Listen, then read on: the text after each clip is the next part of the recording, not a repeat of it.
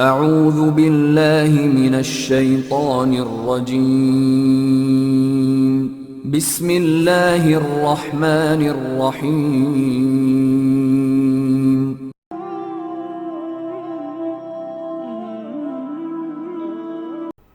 अस्सलाम वालेकुम दोस्तों, आप सबको हमारे चैनल में खुश आमदीद। दोस्तों उम्मीद करता हूँ आप सब लोग खैरियत से होंगे। दोस्तों आज की इस वीडियो में मैं आपके साथ अपने कुछ एक्सपीरियंसेस शेयर करूँगा।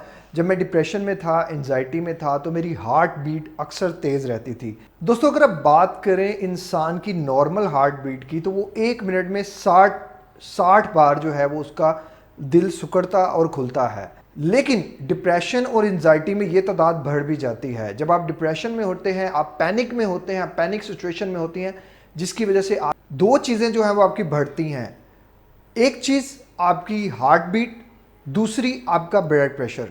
ब्लड प्रेशर भी कुछ लोगों का बढ़ता है, कुछ लोगों का कम होता है, ये डिपेंड करता है उस इंसान पे। तो नॉर्मल जो हार्ट बीट की अगर आप बात करें वो 60 होती है, लेकिन डिप्रेशन में जो है, एंजाइटी में जो है वो 100 तक भी चली जाती है। तो ये इसकी नॉर्मल हार्ट बीट है। दोस्तों जब मैं डिप्रेशन में था, एंजाइटी में था, तो मेरे पास रिस्ट मशीन होती थी ब्लड प्रेशर चेक करने के लिए, हार्ट बीट चेक करने के लिए। जब मैं अपने दिल की धड़कन को बहुत ज़्यादा तेज़ महसूस करता था, तो मैं वो वहाँ रिस्ट जो है, डिजिटल स्टेथोस्कोप जिसे कहा जाता है, यहाँ पहनता था और उस पर मेरी जो हार्ट बीट थी कभी 120 आती थी, कभी 130 आती थी, कभी 140 आती थी। तब मुझे काफ़ी देर तक तो समझ नहीं आई, लेकिन काफ़ी देर बाद मुझे ये अंदाज़ा हुआ कि जब मैं पैनिक होता हूँ, जब मैं परेशान होता हूँ, तो मेरी हार्ट बीट बहुत तेज़ हो जाती है। तो हार्ट बीट का आपके परेशान होने से बहुत गहरा ताल्लुक है। जो लोग परेशान होते हैं उनकी हार्ट बीट बहुत तेज़ हो जाती है। अब मैक्सिमम बात करें कि आपकी मैक्सिमम हार्ट बीट कितनी होनी चाहिए या आपकी मैक्सिमम हार्ट बीट कितनी हो सकती है। दोस्तों इसके लिए एक फार्मूला है। 220 से आपने जो आपकी एज है वो माइनस कर देनी है। लेट्स सपोज मेरी अगर एज है 30 ईयर्स, तो मैं इसको करूंगा 220 माइनस 30 ईयर्स। तो जो उसके बाद जो बच जाएगा वो मेरी मैक्सिमम हार्ट बीट है, यानी कि ये मैक्सिमम हार्ट बीट मेरी हो सकती है। दोस्तों मैं उस डिजिटल मशीन से इतना तंग था कि मैं जब भी अपनी हार्ट बीट चेक करता था, मेरी हार्ट बीट उसे देख देख के ही वो सेकंड्स में ही बढ़ती जा रही थी, बहुत ज़्यादा। मैंने एक दिन तंग आके उस मशीन को तोड़ दिया। फिर जब मैंने तोड़ दिया, मुझे तसल्ली नहीं होती थी, मुझे बार बार होता था शक, यार क्या पता मुझे कोई बीमारी तो नहीं, ये है वो है। मैंने अपनी ईसीजीज भी कराई और भी बहुत ज़्यादा टेस्ट करवाए, ब्लड टेस्ट भी कराए, अल्लाह का शुक्र है सब नॉर्मल आए। फिर उसके बाद मैं ये लेकर आया। इसके बाद मैं इसको अपने दिल पे रख के चेक करता था हार्ट बीट, और मैंने फिर अपने आप को ना ट्रैप करना शुरू कर दिया। मैंने अपने आप को हमेशा गलत ही हार्ट बीट बतानी। मेरी फ़र्ज़ करे अगर 100 प्लस भी होती तो मैं यही कहता था 75 है, 60 है, ओके है, गुड है। इससे मेरी जो है वो हार्ट बीट बड़ी स्टेबल हुई। तो मैं अगेन कहूँगा, जो लोग पैनिक होते हैं या डिप्रेशन में होते हैं या हर वक्त परेशानी में रहते हैं, उनकी हार्ट बीट आम इंसानों की निस्बत थोड़ी तेज़ होती है। तो इस चीज़ को आपने घबराना नहीं है। मुझे तो पता नहीं था तब, लेकिन वक्त के साथ साथ मुझे पता चल गया। और ये भी होता है जब आपको पैनिक अटैक आता है तो भी आपका ब्लड प्रेशर लेवल भी इंक्रीज़ हो जाता है। उसके लिए भी आपने घबराना नहीं है, लेकिन आप डॉक्टर से मशवरा लाजमन करें। और मैं ऐसे नहीं मैं आपको रोकता हूँ, मैं रोकता किसी को नहीं, क्योंकि मैं डॉक्टर नहीं कोई, मैं साइकेट्रिस्ट नहीं कोई, मैं कोई जनरल फिजिशियन नहीं, मैं कोई स्पेशलिस्ट नहीं हूँ।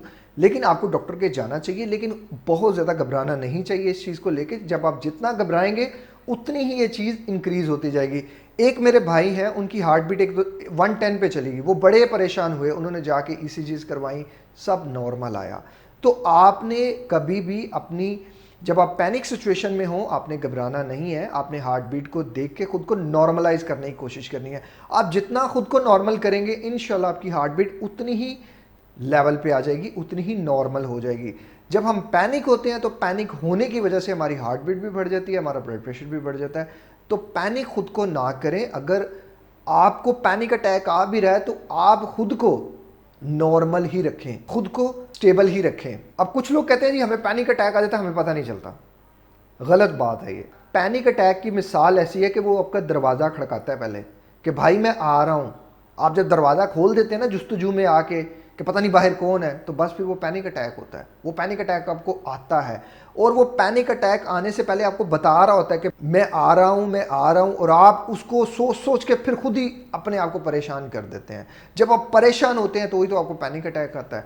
जब तक आप खुद परेशान नहीं होंगे, आप उन हालातों में खुद को नहीं लाएंगे, आपको कभी भी पैनिक अटैक नहीं आएगा। तो पैनिक अटैक में इन दो बातों का आपने ख्याल रखना है। जितना हो सके खुद को नॉर्मलाइज करें, जितना हो सके खुद को स्टेबल रखें, डॉक्टर को विजिट करते रहें, खुद को खुद नॉर्मल रखने की कोशिश जितनी हो सके करें। दोस्तों, इस वीडियो के बारे में आपके जो भी ख्यालात हों, तासुरात हों, आप मुझे कमेंट बॉक्स में ज़रूर बताइएगा और उम्मीद करता हूँ आपको ये वीडियो अच्छी लगी होगी। अगर अच्छी लगी इसे दोस्तों, यारों, रिश्तेदारों तक ज़रूर शेयर कीजिएगा। ऐसे लोगों तक ज़रूर शेयर कीजिएगा जो अपनी हार्ट बीट को लेके बहुत ज़्यादा परेशान है।